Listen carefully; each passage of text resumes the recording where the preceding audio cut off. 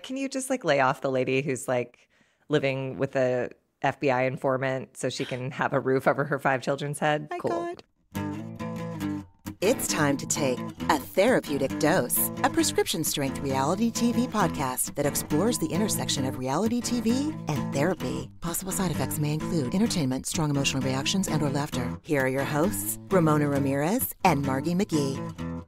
Hello, everybody, and welcome to A Therapeutic Dose, where we meet at the intersection of reality TV and therapy. I am Margie McGee, and with me, as always, is my dear friend and co-host. Hello, I am Ramona Ramirez. Margie, it's really good to see you. I'm You really too. glad to be doing this with you right now. Same. Always. Yay. I just realized I sped through that opening because I have had a couple shots of espresso this morning, and wow, they hit the second we started recording. So, Well, I'm there's glad because I am only drinking decaffeinated things right now. And so hopefully you'll pick up my slack. That's so good. That's so gentle for your nervous system. Such a loving choice. It's a I'm choice so addicted. that It's just impossible at this point. I get Until it. I have a full meltdown, it's like, well, this is what I do. I hear you. I hear you. Just caffeine and I are not a good match. I go back. I try. It's. I got to remember why it doesn't work. Mm-hmm. You know, I'm an anxious, cranky, not worth it. It's like, listen, if I drink some Diet Coke, that's fine. But if I drink some straight up coffee in the morning, I'm a Helian. It's not good. What's a Helian? Like I'm a nightmare. I'm anxious and I'm speedy same. and it's not, I have no business. No business. Yeah, it is. It's delicious. It is. It's delicious. I was thinking, I think we were talking before we started recording about some of, the obstacles in life at the moment. And I was thinking this morning, I was like, I love this Nespresso machine. Like, I'm so lucky. I would really miss this if I didn't have this. Like, I really went into a moment of like, I dropped into some heavy, simple, in the moment gratitude for an espresso machine. It makes the house smell great. I fucking love caffeine and it's delicious. I love that. Okay. That's how it should be. No, that's exactly, yeah. I mean, and I am drinking my decaf Earl Grey tea, which I'm not a fucking tea drinker, FYI. Like 99.1% of my hot beverage requirements are a coffee base, decaf or otherwise. Like I just like it. But sometimes my stomach's like, I can't handle even the decaf today. I need like something less gnarly. And so I made myself a lovely cup of decaf Earl Grey. It's in my Zojirushi hot beverage thing. Although I do have my cold Zojirushi beverage cup in the studio with me today too. You are fully branded this morning. I'm so branded this morning. But this is just, it's good. It's good tea. And then I'll be like teed out for like another 3 months. And then I'll want a cup of, you know what? Who gives a flying F? I'm so sorry. Listen, no one we're cares. heading into cozy beverage season. So this is a relevant conversation. I'm mortified with myself. I'm beyond mortified that I'm talking about this. Well, then Who cares? let's talk about something much less pleasant. Honestly. Let's talk about The Real Housewives of Orange County, an episode title I didn't write down yet again. It is season 18, episode 11, Singled Out. Oh. Singled Out. I really have like a mental block. It's so weird. Every time we record these things, I'm like, next time I'll remember just to look at the title. And I never do. It's so weird. I mean, it's weird though. Like at this point, it's just bizarre. But whatever. My brain has made a choice to just keep that mental blank spot. Singled Out. Okay, so that's about jeans. Singled right? Out. It's probably about jeans. Yeah, God, you're right. It's about jeans, isn't it? All about jeans. Wow, a whole episode about jeans. I mean, unless it's like Dawson. Dawson might feel singled out. Emily feels singled out. I mean, I'm sure it's universal thematically, of course. But boy, this episode really was like, it was the teen divorce trauma episode. It just broke my heart. There were like back-to-back scenes where I was like, oh God, oh my God, poor teenagers. And then by the end, that last party, as I was saying to you before, it was like the victim Olympics. It was just, everyone was like, Alexis is like, but I'm a size 2. And Emily's like, but I'm a size 12. And Heather's like, but I'm a glad person. I'm a good person. I was like, oh my God. this season's making me feel really angry. Really? You know, like it started out with so much promise, it felt like, but I just didn't think that we were going to be locked into this bullshit for a straight, like we're approaching 3 months. We're approaching the 3-month mark, you know, like move on. Yeah. I mean, I was glad that we did move on from some of it. The Gina, Katie, Heather stuff finally got put to bed. I don't know. I'm not mad at it. Every episode keeps my attention. That's for sure. You know? Yeah. I mean, certainly not the first few scenes of this one. We start with Gina visiting Shannon and she steals lemons off a neighbor's tree, which for some reason, the mood I was in, it incensed me. I was like, don't do that. Like, if you're going to do that, like knock on their door or leave it. Like, I don't know. It just felt like rude. I'm too sensitive. It's not important. It's just like, that's how the episode started. And I was like, Gina, don't. And then Shannon reports all of this Dos Amigas stuff I just could care less about. She reports it's going well. They have another show tomorrow. And Shannon was devastated when Tamra pulled out of the show via their manager, not telling them directly. And she said the show had a formula and it was working. And I just want to say I've seen clips of the show and nuh-uh is my response to that. Nuh-uh. Formula. The formula was 3 women drinking, I don't know, Casamigos on for stage. $150 a ticket. Right. Like what are you doing? It's insane. Honestly. The one thing I did like for Gina in this episode is Shannon gave her a tour of the house and Gina like really does have a realtor's eye. I was like happy and she seemed really like excited and proud of herself. And I was excited and proud for her. Like work is esteemable and I'm glad she's doing it. Mm-hmm. She said something about like built-ins with like an acrylic finish. And I was like, but she was really, I don't know. I was happy to see her like feeling good and doing well. I agree. Then we move into breakfast with Jen, Emily, and Katie. Jen pays, and Emily makes fun of her for doing that and says she's going to Venmo her. So Jen is damned if she does and damned if she doesn't. And for someone who felt so othered by wearing jeans, like you're really going to pick on someone for something that's like not in her control at this moment in time. Like, wow, that was really... And grew up feeling othered when it came to like food specifically, you know, Emily. Yeah. And it's like, okay, I mean, I get where she was coming from, you know, like let's not make her feel like she's, you know, like making light, not making fun of, but like keeping it. Yeah. But it's also it's too soon. Yeah. It feels like, because she said, I know she can't pay her rent, but I guess she can afford coffee. And I was like, can you just like not go like that dark? That's really sad. And I'm going to go against everything I preach about. Like she has 5 kids. Like I know I'm always like, it doesn't matter if you have kids or not. The drama is the same. But like, can you just like lay off the lady who's like living with a FBI informant so she can have a roof over her 5 children's head? My God. Totally. Good Lord. Totally. The castmates bring up Annabelle and they start talking about kids and they bring up Annabelle and Emily shares that Shane calls Annabelle Emily 2.0. They roll through a couple examples of the text exchanges that Emily and Annabelle share. They're so funny. I love them. Yeah. And then Emily says that she goes wrong, in quotes, when it comes to parenting Annabelle. She overcompensates for her own childhood by over-indexing when it comes to doing everything for her and giving her everything she wants. And Jen also says this is what she's doing, where she's going wrong with Dawson. He's relying on her now that he's a teenager. And she asks him to have some accountability. He doesn't know how. And, once they moved in with Ryan, he has to have a curfew, which he dislikes, and he's rebelling. And when we were watching this scene, Josh and I were watching it together the first time I watched it.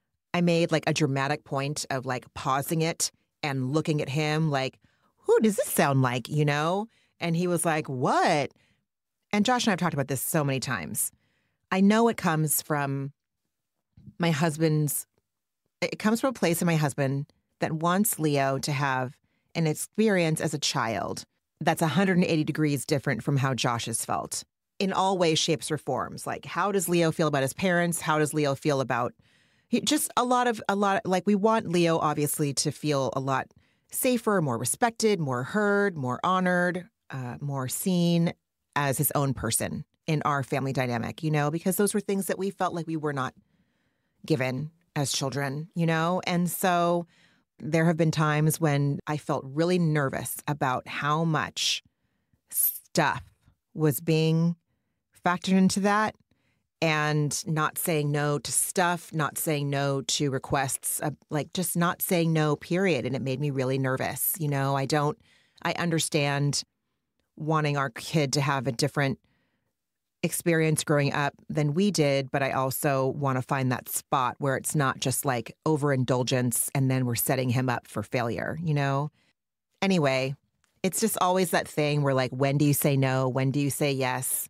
It's the kind of thing, though, that keeps me up at night. I don't want to raise Brett Kavanaugh. Like, I'll be fucking damned. There's no possibility. You know? Under your roof, there's no way. But that's my major fear, is that just like an unchecked, and I'm not saying he's unchecked. He's not unchecked. He's not unchecked. I don't know what I'm saying, but no, I know what I'm saying, but, and I see where you're going. I get it. Like, I don't think that I am, but like raising a Brett Kavanaugh. Last week you were talking about how there was awareness around the dinner table about kids in Florida not being able to express them. You know what I mean? Yes, like, this is not Brett Kavanaugh's backstory. I hear you. Yeah. I hear you. I hear you. But like, or like Brett Kavanaugh, or who's that asshole, that shithead kid at Stanford? It wasn't his name also with a B? I don't know which one, the rapist. Yeah, exactly. The rapist. Yeah. Yes. It's like that's my worst nightmare. And I know that it sounds like I'm going from like one extreme to the other, but like, I don't, you know, lack of boundaries and like, yeah, lack of boundaries. It terrifies the shit out of me. Yeah. But I don't know. I'm not a parent. I don't know. But I always say, like, the only thing this generation can hope to do is to give the next generation different trauma than we had. Like, that's the only measure of success. There's just no way to do anything perfectly. Oh, I know. Yeah. You know, I think it's great that, like, again, my measurement for like a child's well-being is kind of if they can like lash out and be terrible to their parents. And like seeing those texts from Annabelle, that made me laugh so hard. The energy that was put into a single individual text bubble for every letter of mom, where are you, or whatever she said. Mom. She's probably a big personality, but I appreciated that Jen and Emily sort of related on that fact, you know, that they're concerned about how they're raising their kids, you know? But I think to me, that's the sign of a good parent. Because there are some parents, one of whom was under my roof as a child, who was just like, I don't care, and I resent them for taking all my money and asking for energy and time from me. So, right. You know. Right. Anyways. Yeah. So Emily basically says that she grew up with nothing and gives everything to Annabelle. And Jen relates, saying that she raised Dawson similarly, and now she worries he could be on a destructive path. He seems like a great kid to me. So I'm like not seeing that. Having seen other kids on Orange County in particular, I'm like, I think Dawson's going to be just fine. I think he's just going through a divorce. Like, this is what people forget, is that kids go through it too. Everyone thinks like, ooh, the parents are getting divorced, but the kids are too. It's fucking traumatic for them. And his whole understanding of security and his sense of stability is shattered. And every child personalizes it, whether you tell them it's not their fault or not. They always think, if I had done something different or whatever.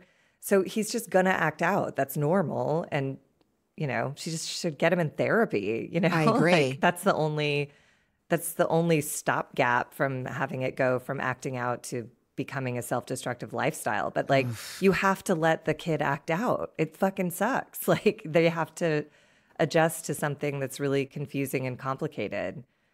And Jen says, like, I failed my kids by not giving them chores and consequences. And now she wants to lay the hammer down, but doesn't even know how. And I just wrote, like, it's too late. Dawson is literally like days away from being 18 years old. It's too late. Like, I'm with Dawson. I would be like, this is ridiculous. You move me into this mansion and tell me to be home by 9 p.m. when I'm almost a legal adult. Like, no. Just like, that's crazy. I don't know. I don't know that it's too late, but I definitely would not know what to do in that situation had I been the parent that was like, let it go, not, do everything for them, not really set a lot of boundaries or clear, consistent boundaries, consistency. Children crave consistency and they thrive under boundaries. I mean, who doesn't? Who doesn't, And so if it were me and I had not, for whatever reason, instilled boundaries and consistency with my children, and it was at that point, the only thing I would know how to do would be to call professionals in to help me. Yes. And I think that it's just, parenting is so hard. It feels like every single decision you make is so high stakes, but also how can this be such a big deal at the same time? And then like you get to the point where they're like 18 or senior in high school and she's like, I call him to see if he can come home for dinner and then he doesn't show up, and it's like, that would scare me. I would immediately go to like, oh my God, you're huffing air dusters in the parking lot, or you're doing fentanyl, or you're fucking at your friend's house watching Andrew Tate on YouTube. And none of those things sound fucking good to me. Those things make me terrified. They keep me up at night. Yeah. And but it's also, I think this is where like, you always talk about like giving dignity to children and talking to them as if they're intelligent people. Like, if I'm Dawson and the source of this sudden crackdown is the woman who cheated on my dad, left the family, moved us into a house, got us evicted from a house, moved us into a boyfriend. Like, I'm sorry, but like this, when he said to her, when he said to her, I'm close with dad, I want to be close with you, I got that. I was like, Jen has to earn his trust back. So Jen suddenly, having blown up the family, she cheated. Like, I'm sorry, but like, she's the one who like did this. Like, I know there were problems in the marriage, but like as a kid, you don't have that level of nuance. So when that's the person saying like, you be home, do your homework, it's like, don't cheat.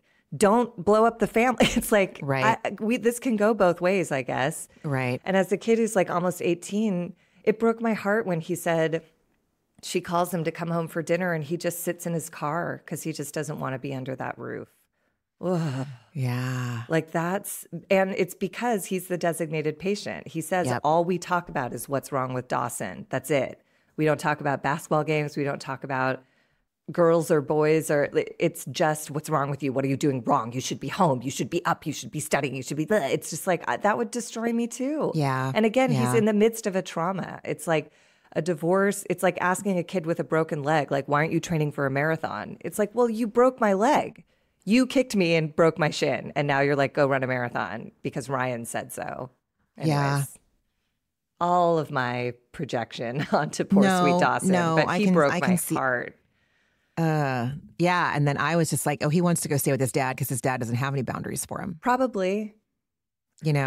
Probably. He's fun dad. And I'm sure there's like no curfew. But also Dawson's used to no curfew. Like he's 17 and all of a sudden to be like, and again, a 9 p.m. curfew, like I had a midnight curfew and I thought that was oppressive, and it wasn't. But like 9 p.m. is like, I didn't get out of play rehearsals until 10. Like, I don't even understand like what kind of life you want this kid to lead. Anyways. Emily asked Katie how things ended between her and Gina after Sonoma. And Katie said that she hasn't talked to her since then. And Emily said it was such a lovely day, the day after Shannon left. And I'm like, yeah, Emily, it's a lot nicer when the problem drinker isn't there. Like the group had to be separated for the majority of the trip because they needed to accommodate the tensions between Shannon and Alexis. And it may have seemed like normal watching it play out on TV, but my God, it was exhausting. If it was exhausting for me to watch it, it was equally as exhausting, if not more exhausting, for them to live it, And it's like, yeah, when I was a kid, my dad would go on business trips. It was fucking great when he wasn't there. It was great. We could all breathe a heavy collective sigh of relief. And like the munchkins coming out, like, come out of the dark, come out of the clouds, come out of the night. We were all, woo! Yeah. I mean, yeah. It sucks. It does, especially, yeah, it's a mess. There was a little moment briefly before that where we check in with Shanna and Gina for a second, and Shannon reports that her attorney told her that John basically expressed that he continues to threaten to release these videos because he needs some sort of insurance policy in case Shannon goes off the rails. And Emily informs us that that is basically the definition of extortion. Yeah. And rightly reflects that John's attempt to protect his reputation is completely backfiring with all of this behavior. It's just so dark and embarrassing and awful. And then somehow we transition into Emily being upset about being the plus size version of Alexis's little black dress. Yeah, yeah. And extra hurt that she had to bring her own jeans and was the only one. And all of this stuff about not fitting in literally and figuratively, that she's the big girl, so she's separated out and she literally doesn't fit in the designer's size range. And she says, I still feel like Heather looks at me like just the big girl. Yeah. And she wants to talk to Heather about it, but she just had a testosterone pellet put in her butt. So she's concerned that her emotions that are already peaked might get out of hand. And then we go to Heather and Terry at the GLAAD Awards, and I just wrote, gross, boring, star fucking. I hated this. Heather saying, I'm proud of us and I'm proud of our family. And I wrote, I adore GLAAD and everything they stand for. I loathe Heather and most everything she stands for. So this scene was just unpleasant cognitive dissonance for me. Yeah. What was the point of this? I don't know. They just both have the same talking points for this episode and last episode. And it just feels to me like, again, as noble, admirable, what other adjective am I looking for? Like like GLAAD needs support from people that have large platforms such as the Dubrows do. But again, do they have a huge... Anyway, my point is like, this is like all they are. This is all they are now. We're Terry and Heather Dubrow. We have 3 LGBTQ kids, and this is why we are good people. And they're like, we're the super inclusives. Like they were, the conversation between the two of them was so staged, and I felt so ill when they were like, our kids don't even know what, they're so accepted. They have no idea what kind of hate is out there. I'm like, yes, they do. They are part of that community. They have friends who are experiencing this. I'm sure they are hyper aware of threats to their safety. I'm sure of it. I don't think they're just going through the world thinking like, my incredibly inclusive parents, like no one else could harm me. Like it was so self-congratulatory that it almost missed the point of GLAAD, and that was like a bummer for, I don't know, like I'm so glad for GLAAD to have exposure, but like they almost ruin it by talking about themselves so much. It's almost like if everyone were like Heather and Terry, GLAAD wouldn't have to exist. It's like, but what? It should. Oh my God. Just because. And Meredith Marks was like a co-presenter and got no recognition as like a Bravo. It was so bizarre. It just felt like a Heather produced segment, and I was not interested. Did. I mean, when they were doing glam at their house, and she gets up and does that like full scripted bit. Do I get to keep the jewels? And he's like, I'll talk to Terry. Shut up. It was so embarrassing. It was so embarrassing. And also so not the point of GLAAD. Exactly. Do you know what I mean? If you're like running a charity event and you're sitting on billions of dollars of jewels, give billions of dollars to the charity and wear a costume jewelry necklace. Like where this level of disconnect with the philanthropy community has always driven me out of my mind. I'm just like, you guys are you're showing up at balls in outfits that could fund this cause for eternity. But okay, I guess that's how the world works. I got to get over myself. I know. So they buy a $6,000+ bottle of Veuve. Yawn. And comments on it. She's like, that's the most expensive bottle of, it's like, congratulations, I guess. Yeah. That's the most expensive bottle of Veuve Clicquot ever. God. Which, by the way, we know is pocket change to them. $6,000 is like what's in, her fucking couch cushion. If it's not, then she'll be able to like snort that line off of Terry's asshole. Like, oh, remember that night we spent $6,500 on a bottle of fucking Veuve in the name of GLAAD? Yeah. Like, oh, we're great. Like, God. Yeah. It's They make almost even like, doing good deeds fucking like yes, repugnant. because it almost feels like it's insurance for them to be like, if our kids do anything wrong, it's obviously not our fault. We did everything right. And it's like, it just, none of it Oh my feels God. pure. There's nothing You're right. pure or emotional about it. It's all, even though she like, her voice breaks now and then, I'm just like, I just don't, this feels like you're using this, like you're capitalizing on your children's identities to like find a new version of yourself. It's so gross. Anyways, we agree. And then we head to the first of our back-to-back divorce trauma scenes. We have Tamra, Katie, Kylie, and Sophia at a candle making store. And oh man, this just broke my heart. Kylie reports that there was some boy she was talking to who said he loved her and she wouldn't say it back and he was mean to her. And she gets a talking head to say, if a guy's even slightly mean to me, I'm out. And she red flags any kind of negativity, which is healthy. But I also see Katie's point, which is saying that her daughter is so jaded from seeing the relationship with her dad. And Katie says that the dad was really hard on all of us. And now Kylie is hard on men. And it's like, and you can feel the energy coming off of Kylie and Sophia that they're both so hurt and resentful and scared and traumatized. Like, we know Sophia has a therapist. I hope Kylie, it sounds like Kylie, she has a handle on things. I mean, both of those girls seem like they really they have a grasp of an emotional vocabulary.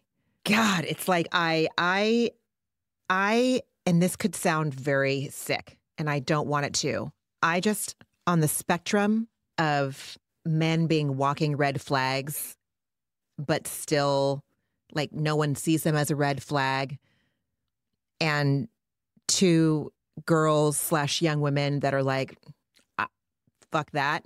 I'm if they're over, and this could sound real toxic. If they're over indexing to the point of like being like real guarded, I'm like, okay, good. Like I'm kind of glad, because it cuts them off from a whole part of life experience. I think I don't know either. I mean, all of my relationships were bad, so I suppose that's like not. But I also wouldn't trade a single one of them because I got to feel in love and I got to experience heartbreak. And I don't know, maybe that's just because I'm an artist. No, that it helps feed those things. But like I would be sad not to have had. I think they will too, but I think it's just not going to be like. It's going to take something kind of special. Yes, that would be nice. And I think that would be really great. I think that would be great if when the girls get to be discerning and when the girls get to be the ones that are like, I don't know, you're going to have to like really show me. I like that. Yeah, you're right. I like that right now. The way you just phrase that is right on. It's like they're discerning. Mm-hmm. It's not sort of the mood we were raised in, which is like anyone who likes you, you find a way to like them back. Right. That's a real gift if they like you. Right. And it's not what Tamra later does, which is like, be careful who you procreate with, as if you can fucking ever get ahead of this shit. You cannot. Right. That's crazy. But it did break my heart when her anger was really, it read to me. And I appreciate that she's like in it. And that means she'll get to the other side of it because she's going through it. Mm-hmm. But she said most marriages don't end well. She doesn't want to marry or have kids. And she basically just went off about how people should not have children unless they really want them. And so clearly she felt resented and took that on, or abandoned or all of the above. And Tamra blames Simon, which I just think is bullshit. He wasn't a good husband. He was a good dad. And I'm like, maybe so, but like, it's a whole... It takes two to fucking tango, bitch, right? It takes two to tango. Like, my God. And also that's not fair because she said, I wouldn't have the kids if it wasn't for him. But there's a part of me that hates him so much. But I try to focus on the first half of that, which is like these, incredible beings were necessary to this planet. And if it took a subpar dude to get him here, then like, I don't know. Like, when do we just get into acceptance about that instead of blaming Simon, Tamra? I agree. It's been 15 years. Like, please. I agree. And again, both of those people have resources and time, resources of any definition. They have the time, they have the money to seek out mental health. There's no shortage of therapists in Southern California at all. Especially divorce therapists. I mean, that's the thing. Like, Sophia's right. Most marriages do end badly, which means there's like a giant population of in-network mental health care providers for that particular situation. Right. Yeah. And again, it could be speaking to like my inner cynic, but when those two girls were all, I don't know. I was like, okay, good. You don't have to know right now. You don't have to know nothing right now except for like what you will and will not stand for. And it sounds like the two of you really have a good grasp on that. So gross. No, I think you're right. I think you're totally right. It's true. There's no rush. They're like 20. Like, it's fine. I don't even know are they even 20 yet? I don't even know. But like, there's certainly no need to like jump into a bad relationship just to have the experience. So I redact everything I said earlier. No, you don't have to. But I do. I think you're right. I think it's healthy to be sure of who you are and what you want and ask questions early on instead of getting into it first and then being like, wait a minute. Here's what I think this is what I loved so much. Neither one of those two girls was making other people's bad behavior about them. True. They were like, oh, hell no. No, no, no, no, no, no, no. Nope. You said I love you after 2 dates. Like, wrong, you know? Or she even gave him the benefit there. She was like, and I wouldn't, like, it's fine if someone feels that and wants to say it. And she was like, but I wouldn't say it back. And then his behavior got fucking manipulative and gaslighty. And then she was like, nah, that's not, we're done. If we can't just have a conversation, then this is not a thing. Like looking at unacceptable behavior and being like, pass, that's not for me. But not like, oh, well, this is the best I can get. Or, you know, if I didn't look like this, then maybe I would deserve someone that didn't. It's like they seem to have self-esteem in the true sense of the word. And so I don't know. That's just what, who knows? I think you're right. I think that's probably why I was so shocked by it. I was like, what are they doing? What are they talking about? I want them to have the experience of being in love. It's like that can come later. That can come in a decade. Yeah. Which is great. Yeah. Yeah. And it doesn't, they're clearly out there living their lives. So it's not like, anyways. Yeah. The other piece of the scene that broke my heart was Katie talks about her son who still lives in Georgia. And she says it feels very unnatural to say goodbye every time, but he doesn't want to leave his friends. And then she said this is what makes him happy, so it's got to make me happy. And I was like, like that is, and she said she just did it, so she's just raw with emotion. And it really broke my heart. And it really, I don't know, it made me appreciate her as a parent. It really is like, she is practicing like, if you love something, set it free and it'll come back. And Jen does it later. It's just like, sometimes they have to, I don't know. It's just so sad. It's so hard. Divorce trauma. It's so hard. It is. And it was. Yeah. Oh, then we go to Shannon and Vicky going to St. Louis for their show. Vicky says they're selling out shows like they're Adele. That's not true. Okay. I don't think Adele is performing at the Helium Lounge in St. Louis. No, I don't think so either. And nor is she incorporating tap dance into their show. Oh my God. As the youngsters say, that's a choice. That's a choice. That's a choice. Vicky had the most like Trump moment of her life where she was like, we were incorporating some really good things since Tamra left. Like, so glad she's gone. So glad. So I'm like, oh my God, no, you're not. You resent her and you hate this. And so does everyone else. Honestly. They arrive at the club and a woman named Katie asks for their drink orders and Shannon has a vodka soda. So, you know, and then they're trying to figure out how to slingshot T-shirts and other merch into the audience. And it's not going well. But listen, I hope everyone who was there that night had a great time. Shannon did say that like the show is a work in progress and it's not always well received. She's like, you know, we're trying to gauge like, is this too long? Is this too boring? And I just wrote, yes. Like this whole scene, I was just like, yes, and yes. I don't care. And I don't like Vicky at all. And your sweatshirts look like garbage. The merch they had just looked like absolute like iron on tragic trash. Anyways, that was our brief reprieve as we head into our next divorce trauma scene with Jen and Dawson having their talk. And yeah, we touched on this before, where Dawson says that like he feels like all they talk about is what's wrong with Dawson. And sometimes he sits in his car because he, quote, doesn't want to be here, which broke my heart. And I thought Dawson was so clear, and he communicated really beautifully like what his pain point is and what he needs to resolve it, saying that in his eyes, his space is not respected in this house.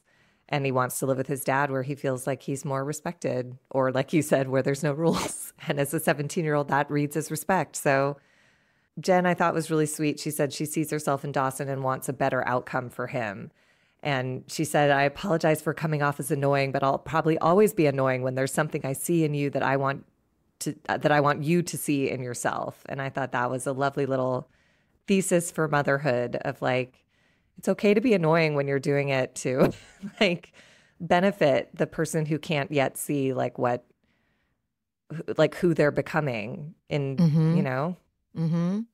Yeah. Yeah. I mean, I'm always telling Leo, like, if I'm like, eat broccoli, or, you know, hey, it's time to get ready for, Mimi's, you know, and I'm like, listen, what's my job?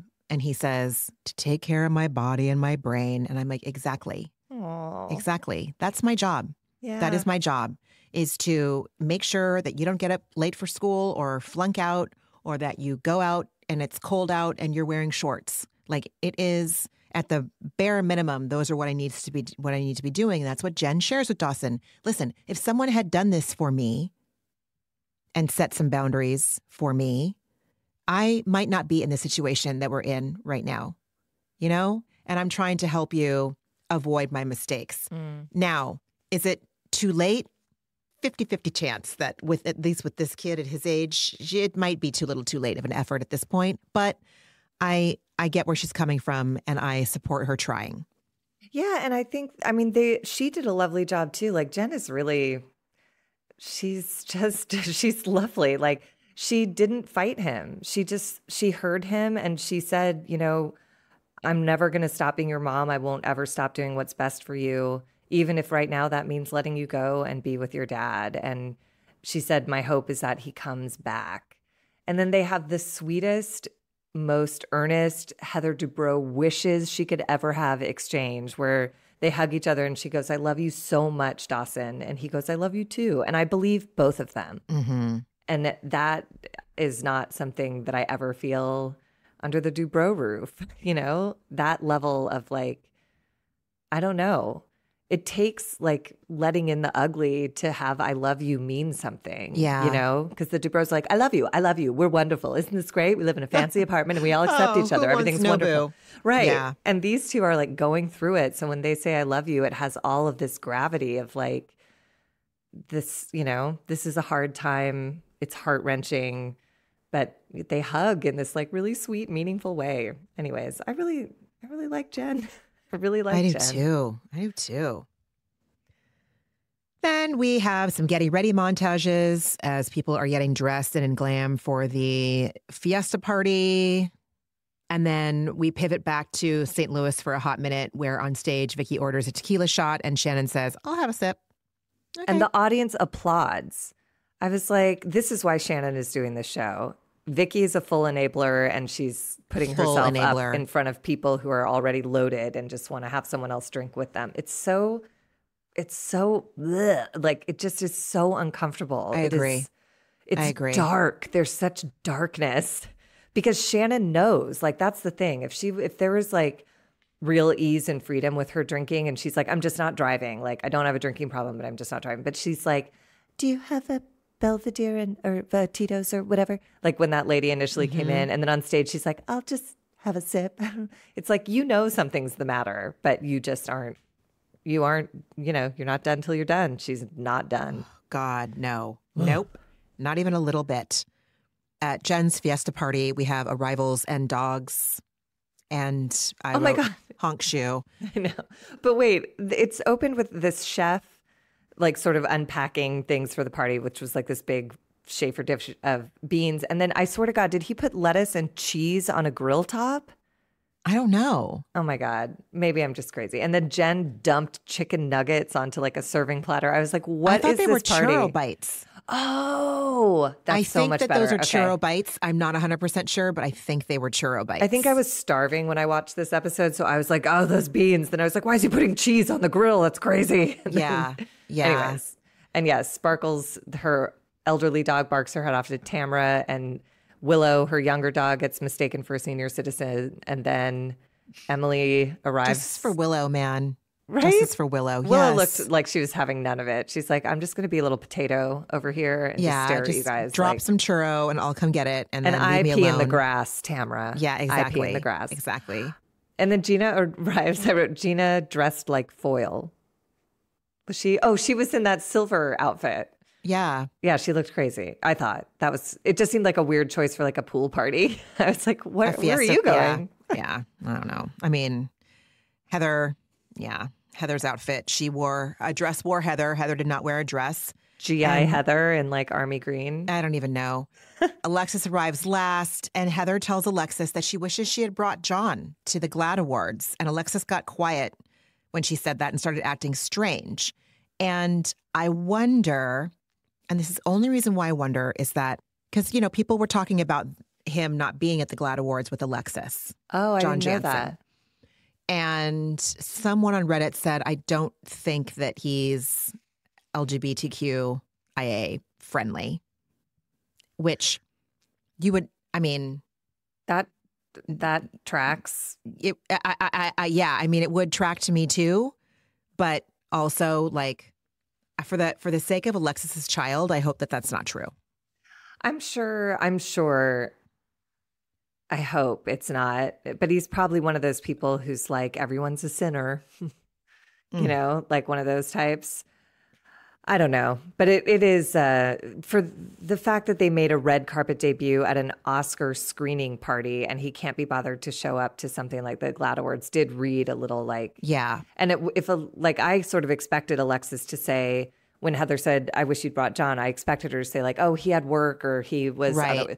But it was clearly like he didn't want to go and chose not to. And that was weird. It seemed like it. Yeah. It did. It did seem like it. And her energy is frenetic and emotional. Her castmates can't figure out why. And they start begging her to tell them what's wrong. And I wouldn't be surprised if a lot of her emotion that day had to do with her mom. Well, that's what I think is like, yeah, everyone screams at her. Like she says she's on the brink. She's like, John and I are great, but I'm exhausted. And she starts sort of speaking vaguely. And both Tamra and Heather yell at her. And they're like, what happened? What happened? And then Alexis finally said it's the legal battle. And then she turns to Gina and just goes like, I'm dying. I'm dying. And that's where I was like, oh, there's no room for her to grieve her mom. And John is consumed by getting revenge on Shannon, and she won't ask for what she needs because that's who she is. And so she's dying. And like, I think that's true. It looks like it. She doesn't look okay. I think it's all mom grief. And she tried to do the thing where you displace that set of feelings by funneling into anger towards Shannon, but it doesn't go away. Like every day you wake up and your mom's still dead, and that is exhausting and devastating if you don't talk about it or address it or deal with it or feel it. And she has no space to feel it with John. Because as far as I can tell, he just wants to have sex and punish Shannon. So I don't know that there's moments in the relationship where he's like, how are you doing, honey?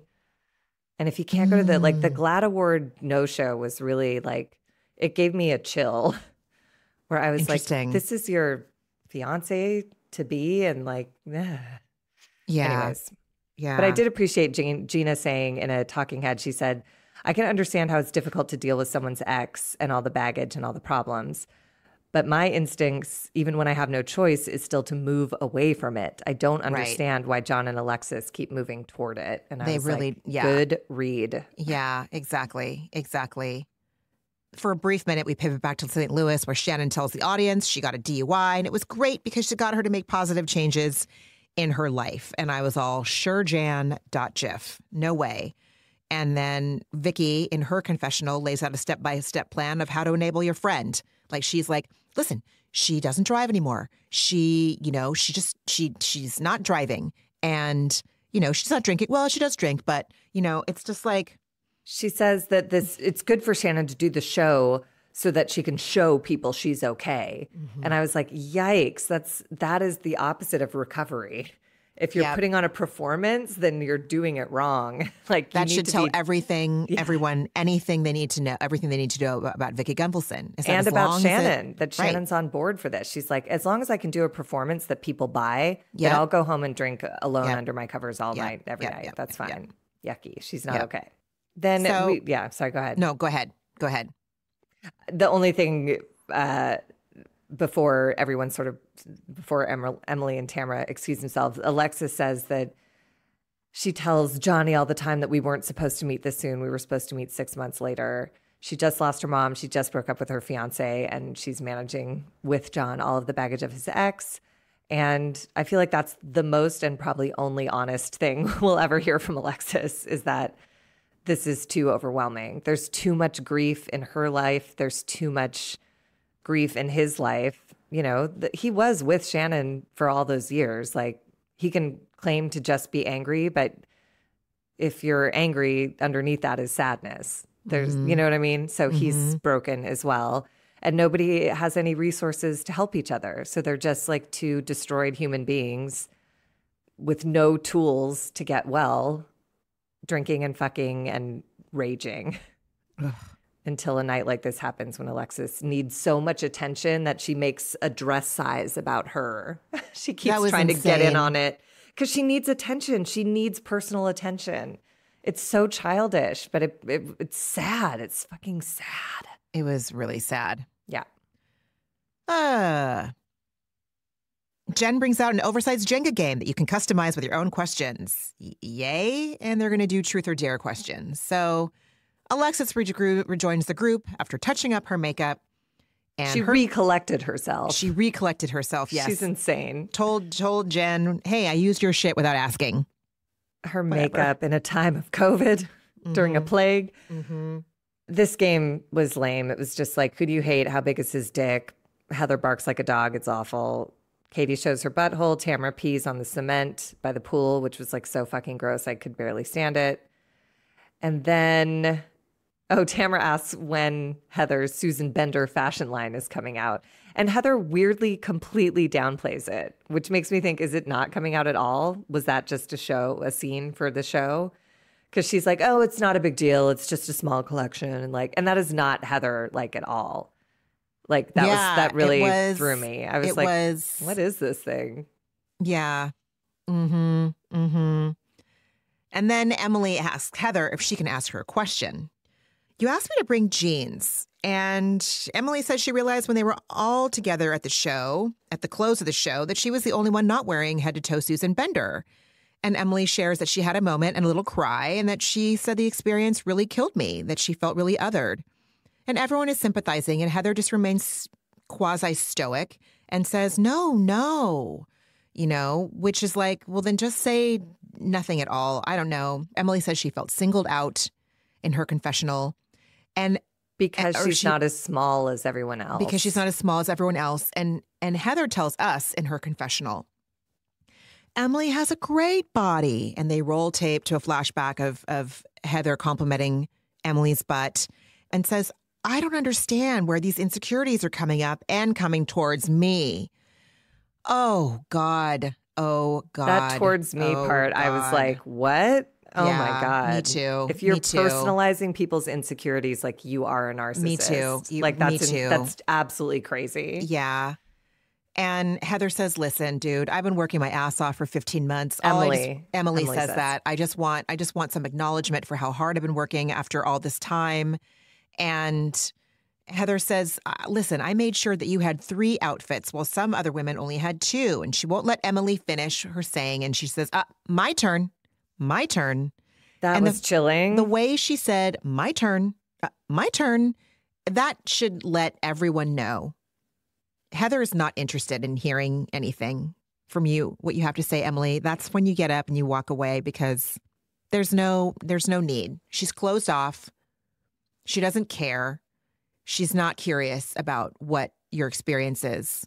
No, she's defensive and she's punitive and she's infantilizing, and it was gross. And I feel like Emily is reenacting some mother-daughter dynamic here, like trying to get the attention what is, I saw something the other day, like, oh God, it's something about like childhood trauma, like leads you to try to get people who aren't good to treat you good or something like that. And I was like, I feel like Emily is just desperately trying to get someone who is so demonstratively ungood. She's just trying to get one drop of goodness out of her in the simplest way. This is the easiest thing. All Heather has to say is like, I'm sorry I was insensitive. I can totally see how you felt that way. Yeah. I will be super conscious to not repeat anything like that. Yeah. I don't think you're a big girl for what it's worth. I'm so glad you did my show. But instead, she's like immediately defensive. And the my turn thing was like, it was all I could do to like not burn the city down. I was like, oh my God, she can't have any feelings. Oh my God. Yeah. Yes. Yeah. She can't. She can't. Then, you know, it turns into like, well, Alexis got the size 2 and I got the size 12 and I'm not a size 12. And then in Heather's later confessional, she says, I have news for you. The dress was tight on Emily. The dress was tight. She follows it up. You know, she said, they sent me their measurements. I sent them to Susan Bender and she put them in the appropriate size. And I got news for you. The dress was tight on Emily. It wasn't too big. And I was like, do you want to just like hit the nail like all the way underneath? Right. Like, I mean, my God, you're so mean. Yeah. And how all of these Heather apologists out there, I am dying to listen to like the podcasts of the people who I know love Heather. How after a statement like that? How? That is so vile. And it's so pointed, and everything Heather does is deliberate. She knew what words she chose. She planned that shit before she went into her confessional. That is a choice. She is fat shaming her. And she's like extra fat shaming her by saying Emily's even fatter than she thinks. Ha ha ha. Like, ew. How can you be the glad like spokesperson and then behave like this? Yeah. I have news for you. Uh-oh. No, that's what she says. I have news for you. I have news for you. Like, I had the same thing. I had the word vile written down. Vile, thin privilege, and also missing the point. Like, if you're really someone's friend and they come to you, even if it is so fucking out of left field, you just at least acknowledge and validate their experience in that moment, even if it had nothing to do with you. And it didn't. Like, Emily even said, she's like, I don't think you did this maliciously. I just want you to hear how I felt. I cried because this touched me in such a deep, painful way. It was just, that was sad. And Emily sort of starts then, this is where Emily loses the thread and doesn't realize that she's talking to someone who's incapable of being compassionate. And she sort of gets hysterical saying, why can't you just listen and say, you know what, Emily, I didn't think of that. And then Alexis weirdly pipes in saying like, she did say that. And I'm like, no, she didn't. And then because she put it all on Emily, Heather said, I'm so sorry you felt like that, which is not saying I didn't think of it like that. It's very different. And then it just goes off the rails. And Alexis like keeps inserting herself, like, why would you bring me into this? And everyone is like, she didn't. She said that you're a size 2. She said you're such a beautiful point of comparison. So to be in the same dress was really painful for her. Like, but Alexis just can't take it in. And Heather says, I apologized and you want to keep coming after me? And Emily's fully weeping. And she's like, I'm not coming at you. I'm just talking about myself. And Heather's basically like, well, I hurt you and I apologize. So this should be over. You don't need to have feelings anymore because I said I'm sorry. Bruh. I know. I mean, Katie's right. Heather gets pissed that she's not being portrayed in a positive fucking light. Yep. And that is it. That's it, you know?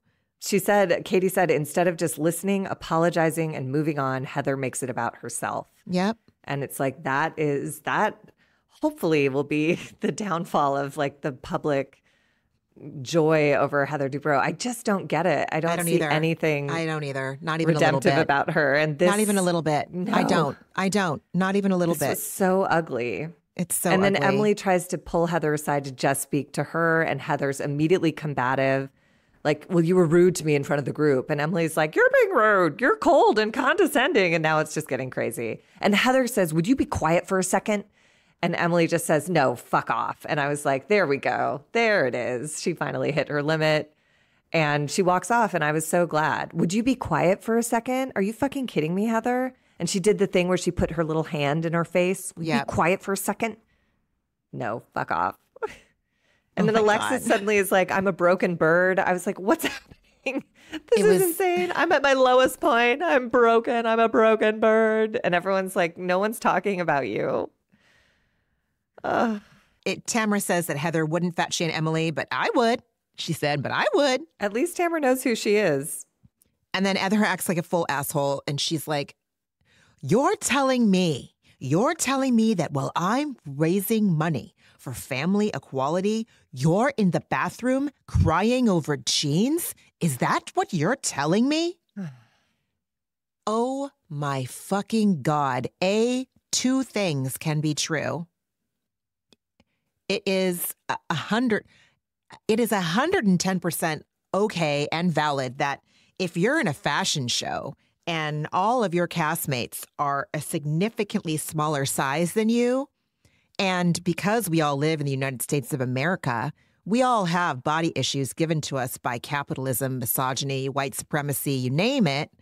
Yeah, it doesn't really matter what the cause is for said fashion show. The fact is that there's bodies next to other bodies, and if one's body doesn't look like society's idea of what the beautiful, money-making, commodified body is, acceptable body is, then yeah, it's not going to matter. It's not going to matter. And it's not even capitalism or misogyny that did this to Emily. It's Heather. Heather told her to bring jeans. It's like, yes, there's a bigger issue, but like Heather had a hand in this, and she can blame it on Susan B. Anthony, whoever that designer was. But like, I forget what her name is, Susan Bender. But like, it just was so, it was just so reductive and so wrong what Heather said. That's not what Emily said. She goes, you're telling me this? And it's like, that's not what she told you. That's exactly not what she told you. Not at all what she told you. Yeah. She told you that she has body issues and she feels uncomfortable, and she would like you just to acknowledge that was a hard day for her. She's not saying don't raise money for family equality. No, she's not saying my butt is more important than family. She's not. So you're crazy. And then Alexis still trying to get into it. And she's like, and by the way, she throws me into it. And it was like, oh my God. And then I loved Emily for calling out Heather. Emily walks into the kitchen and Heather's glaring and shaking her head at Emily. And Emily just goes like, you don't have to look at me like that. And then Alexis keeps trying to be victimized by a dress size. And Emily says, you're not involved in this. You're a friend. Shut up. And then her exit line is, shut up, Alexis. Go fuck John some more, you fucking idiot. Honestly. I think she spoke for all of America with those words. I'm not, well, listen, whatever. I've fully said what Heather's said. Like, why are you even in this? And I've also said, don't look at me like that. Like, you know what you're doing. Heather, that's what the thing that bothers me most about people like Heather. They know what they're doing. They know. Yeah. She knows she's giving Emily a condescending, bitchy, terrible, judgy fucking look. It's all like calculated. Completely. If you have it in you to say something like, will you be quiet for a minute? You're a controlling nightmare. You're not in a conversation. You're just trying to steer the scene. And yeah. And I do feel for Alexis. Alexis needs some grief work and she needs some attention on that front. But in this scene, it was hard to feel anything but like, shut up. Yeah, you're a friend. Be quiet. God. Sad. What else did you watch this week? Oh my God, what else did I watch this week? I've been watching, God, I am just like deep in Mormon content. I watched more of Secret Lives of Mormon Wives. I watched Welcome to Plathville, which is like another Mormon show. And I watched Sister Wives is back. So I'm really just steeped in Mormon dysfunction. Yeah. Oof. Yeah. But it's fascinating. It's just like all the things that there's no bypassing life.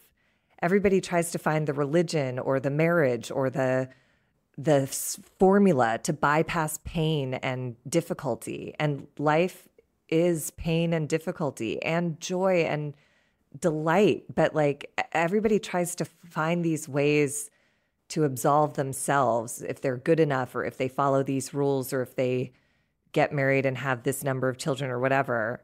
and none of it works. So all of these shows are several seasons. Well, not Secret Lives of Mormon Wives, but these other shows are several seasons in, and there are some real, like, life is lifing on them real hard. And it's just, I don't know, maybe I watch it as a soothing reminder of like, don't look for the formula, Margie. Just like take each wave as it breaks, ride each wave if you catch it, and like be tumbled and surface and catch air when you can. Like there just isn't everyone.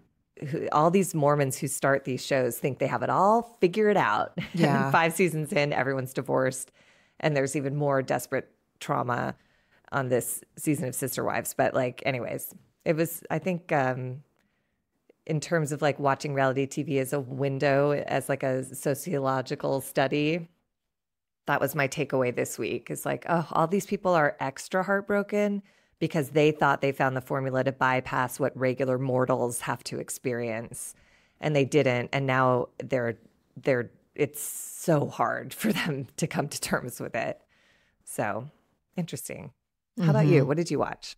Let's see. I watched a couple episodes of Summer House. I think the one I just finished was Lindsay's 35th birthday.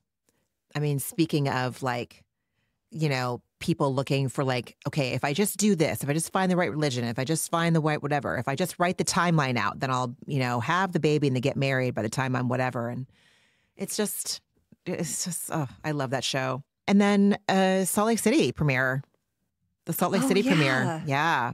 Yeah. It was so good. It was so good. So much clothes.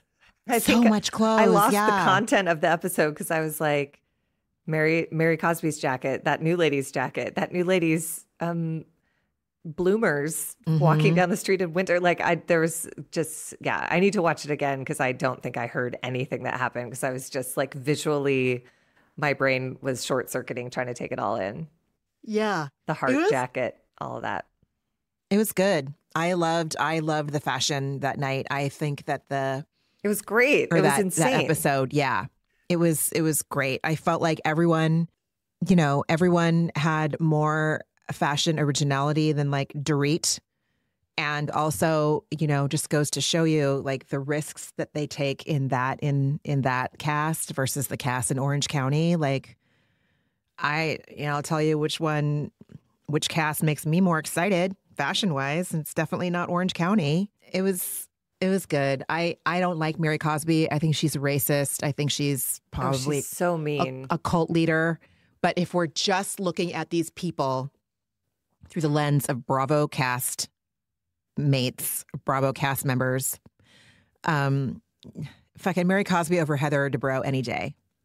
Well, and also Mary Cosby, like, you know, if a representation is important, like not just in terms of DEI stuff, but in terms of personality types, like Mary Cosby is a person who exists in the world, who doesn't accept you until you're thin. The person who, like, you know, like likes someone because they pointed out the lipstick on her teeth. Like she's so unstable and so impossible to get a hold of, and yet she's rich. And so if you're susceptible to wanting to please people like that, I don't know. She's an interesting character, but everything she did in that episode drove me crazy. Yeah. Starting with like, you're so thin. And then I just like wanted to, you know, throw up under my covers and die. You're right. Heather was totally right. She's like, I'm thin now. So now I found the ticket. Lose 25 pounds. Right. Exactly. Wow. Mm-hmm. And we know from the little previews, like I think last year was the year that Mary's son, did he have problems with the law in between the last season and now? I don't remember. I just remember there was something about fentanyl. He's posted a picture on Instagram of something of him with like a bunch of pills on his tongue. And that's people right. identified what the pills were, and it was not, it wasn't Tylenol, you know? Yeah. Yeah. So wow. Just a lot. It's a lot, but I thought it was a really good premiere. So I'm excited for this season. Mm-hmm. Yeah. Mm-hmm. And what was your antidepressant this week, friend? My antidepressant this week was the steak mates. I think I've shared before that I go out with 4 other friends. None of us eat red meat, but we go to steakhouses around town or, now we've gone to most all of the steakhouses. So now we're branching out into other restaurants. But we went this week and I carpooled with a couple of my friends. And it's been, this is for everyone. This has weirdly just been a rocky season in most people's lives.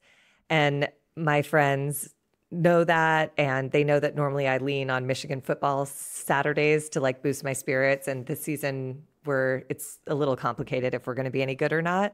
And so they gave me this like Michigan football Saturday package, which is like a pint glass that has like a girl cheering in the likeness of me, and a candle of the Michigan Big House, and a big cozy sweatshirt, and a football hair clip. And like, it was just so thoughtful and lovely. That's so cute, Margie. And I used all of it yesterday, and Michigan won. They squeaked out a win against USC at home.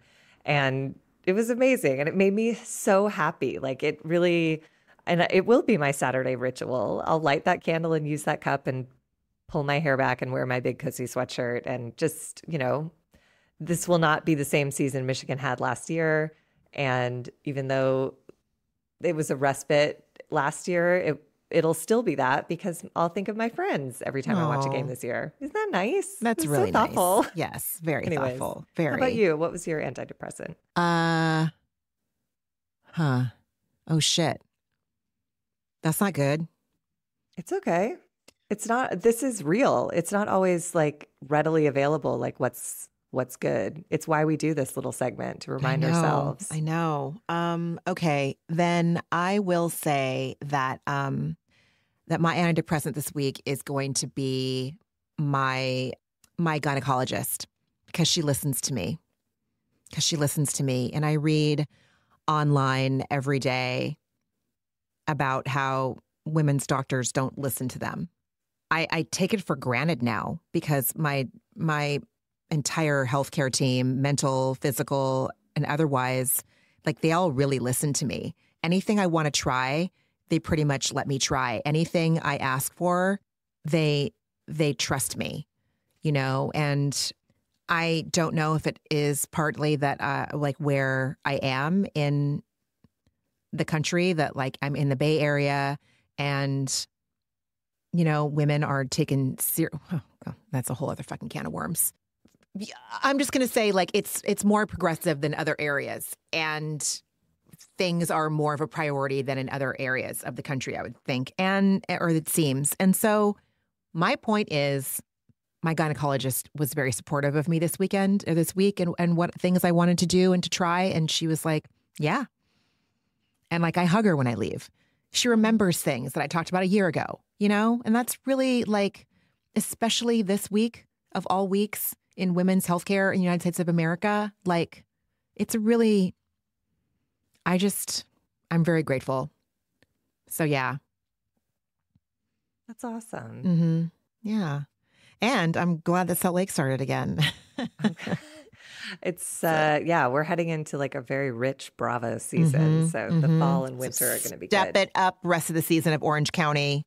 We don't have too long to go. Give us some more. I know, like we're like slogging. Anyway, everyone, thank you so much for listening. If you are inclined, you could drop us a review wherever you stream us as independent content creators. Your feedback, your reviews, your subscription, your automatic downloads, they really, really help us. So thank you so much in advance for that. And you can reach us at atherapeuticdose@gmail.com, or find us on the socials at A Therapeutic Dose on Instagram. And yeah, I think that's it. Everybody just take really good care of yourselves, and we will talk next week. Yes, take very good care, and we'll talk next week. All right. Bye everyone. Everybody. Bye. Ramona and Margie are obviously not doctors and do not provide medical advice. Their content is intended to be used for entertainment purposes only. It is not intended to be, should not be interpreted as, or used as a substitute for medical advice or a diagnosis of any health or fitness problem, condition, or disease, nor a recommendation for a specific test, doctor, care provider, procedure, treatment plan, product, or course of action. My mom isn't a doctor.